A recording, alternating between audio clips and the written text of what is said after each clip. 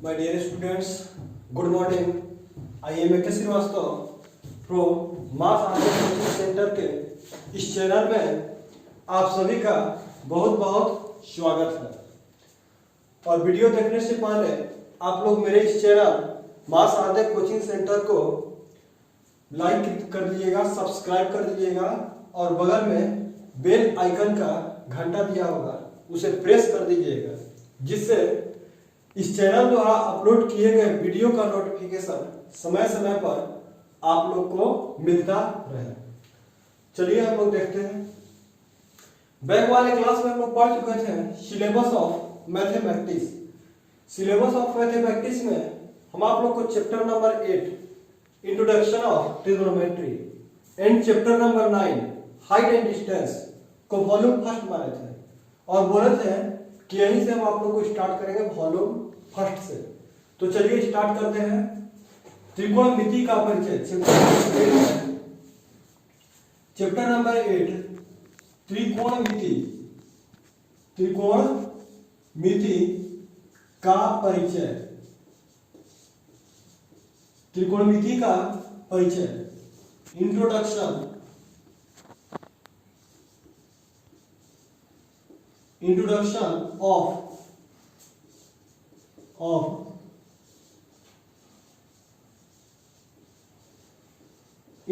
Of trigonometry. देखते हैं introduction of trigonometry. तो त्रिकोणमिति ग्रीक भाषा के 3 शब्द ट्राई। त्रिकोणमिति ग्रीक भाषा के 3 शब्द ट्राइगोनिया। त्रिकोणमिति ग्रीक भाषा के 3 शब्द ट्राइगोनिया एंड मेट्रोन से मिलकर बना है। ट्राइगोनिया एंड मेट्रोन से मिलकर बना है। अतः हम कह सकते हैं कि त्रिकोणमिति ज्यामिति की एक ऐसी उपशाखा है। त्रिकोणमिति ज्यामिति की एक ऐसी उपशाखा है जिसके अंतर्गत हम लोग किसी समकोण त्रिभुज के भुजाओं एवं कोणों के मापों से संबंधित अध्ययन करते हैं। तो पेन निकालिएगा, कॉपी निकालिएगा और आप लोग इसे नोट कर लीजिएगा। त्रिकोणमिति ज्यामिति की एक ऐसी उपशाखा है जिसके अंतर्गत हम किसी समकोण त्रिभुज के भुजाओं एवं कोणों का अध्ययन करते हैं। त्रिकोणमिति को त्रिभुज मापन शास्त्र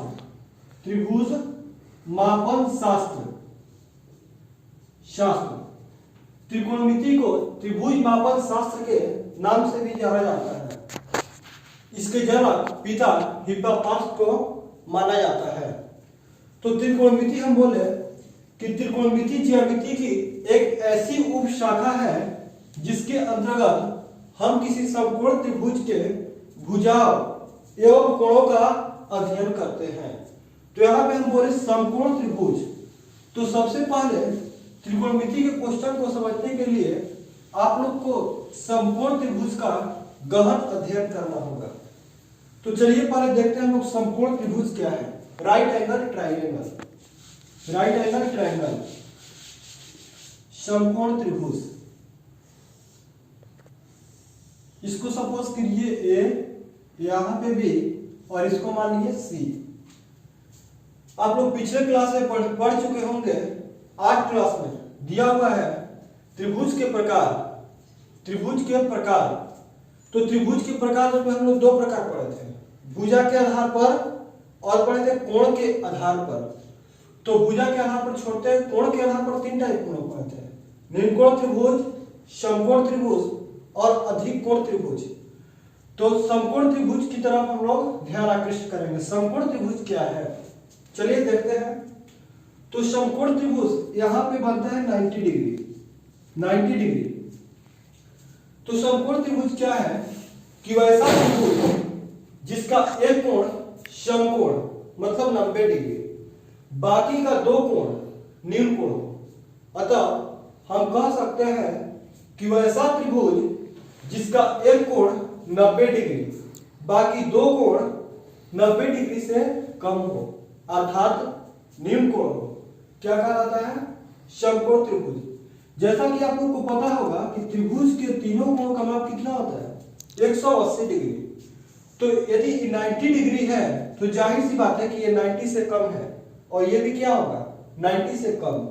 अतः हम कह सकते हैं कि वैसा त्रिभुज जिसका एक कोण 90 डिग्री बाकी का दो कोण 90 डिग्री से कम हो, अतः वैसा कोण जिसका एक कोण समकोण बाकी दो कोण न्यून कोण हो, क्या कहलाता है? समकोण त्रिभुज। अब आपको पता करना है जैसे कि सर हम कैसे पहचानेंगे समकोण त्रिभुज, आप लोग को बता दिए, लेकिन फिर भी कहीं पे एक प्रॉब्लम होगी तो बस आप लोग समझ लीजिएगा कि एल की तरह दिखने वाले कोण को समकोण कहा जाता है। जैसे इस टाइप का फिगर यदि कहीं भी होगा तो उसको हम लोग क्या बोलेंगे? समकोण त्रिभुज। इसको ऐसे पलाटा भी जा सकता है, इधर से भी हो सकता है, ऐसे भी हो सकता है, तो समकोण त्रिभुज। एल की तरह दिखने वाले त्रिभुज को क्या कहते हैं? समकोण त्रिभुज। कॉपी निकालिएगा, पेन निकालिएगा और इसे नोट कीजिएगा। समकोण त्रिभुज, राइट एंगल ट्राइएंगल लिखेंगे। वैसा त्रिभुज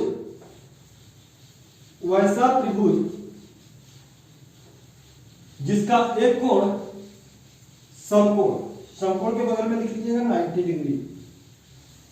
वैसा त्रिभुज जिसका एक कोण समकोण बाकी दो कोण न्यून कोण हो, कौन त्रिभुज कहलाता है?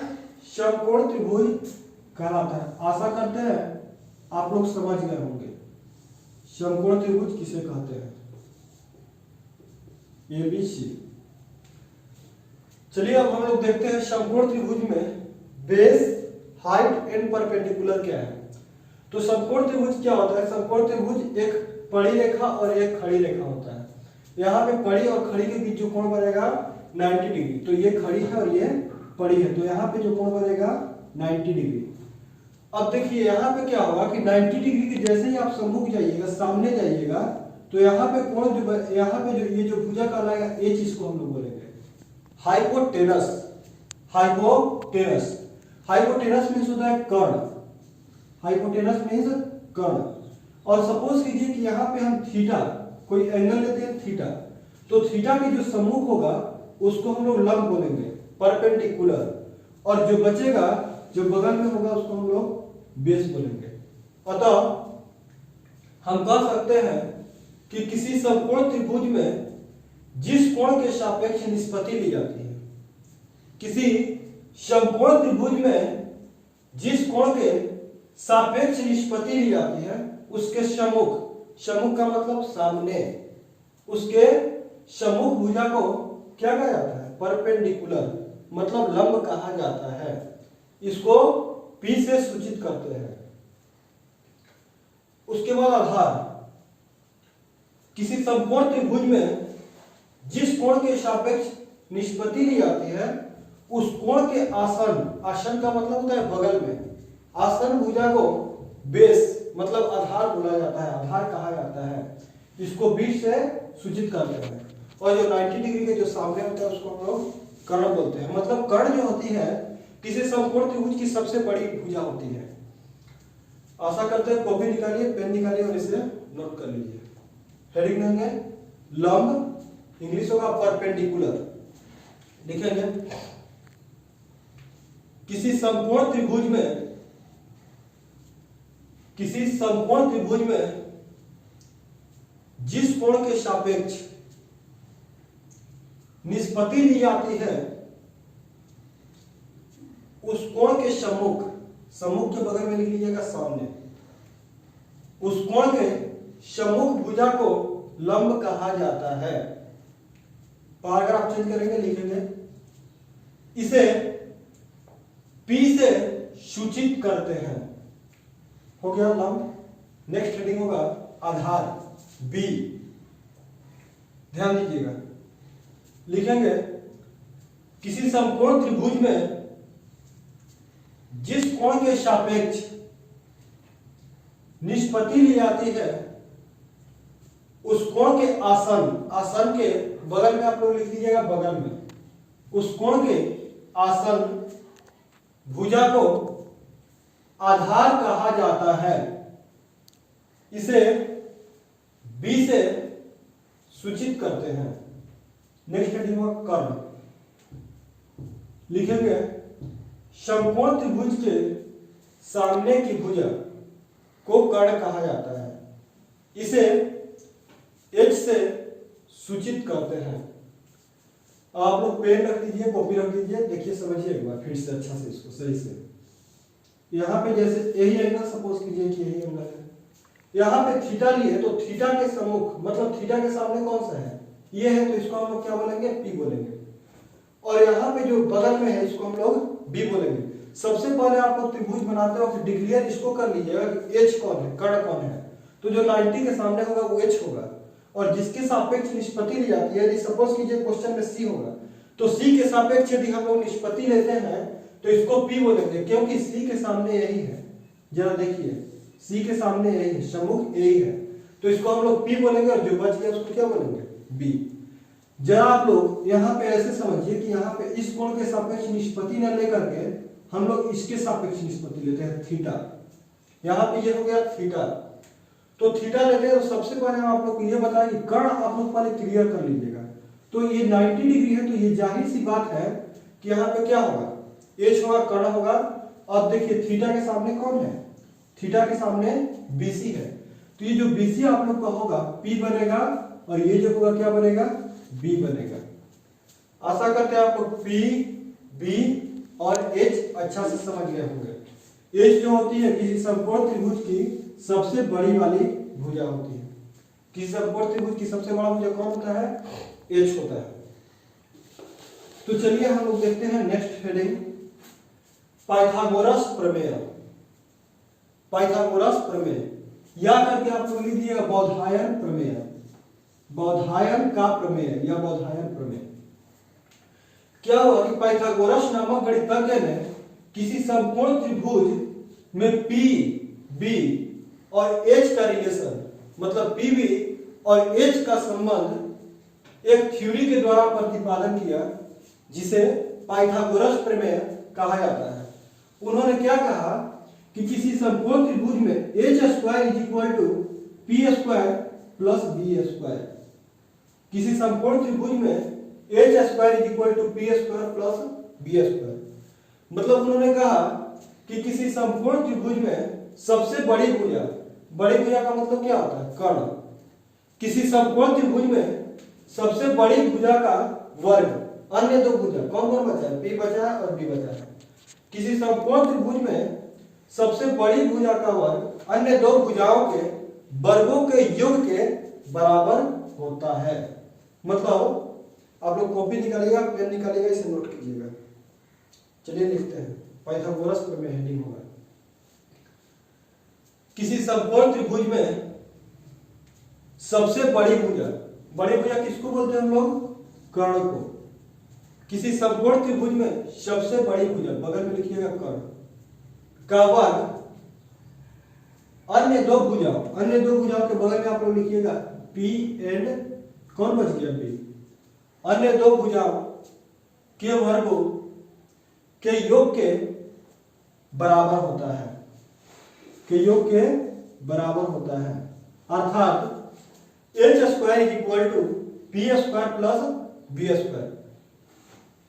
यदि स्क्वायर को हम उधर ले आते हैं, सपोज कीजिए कि स्क्वायर को हम यदि इधर से इधर ले आते हैं, तो ये स्क्वायर क्या होता है, कि रूट में आता है, p square plus b square.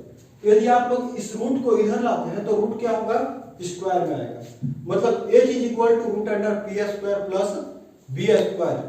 h तो हो गया, तो h क्या होगा कि दोनों के बीच योग होता है, मतलब p और b का योग होता है।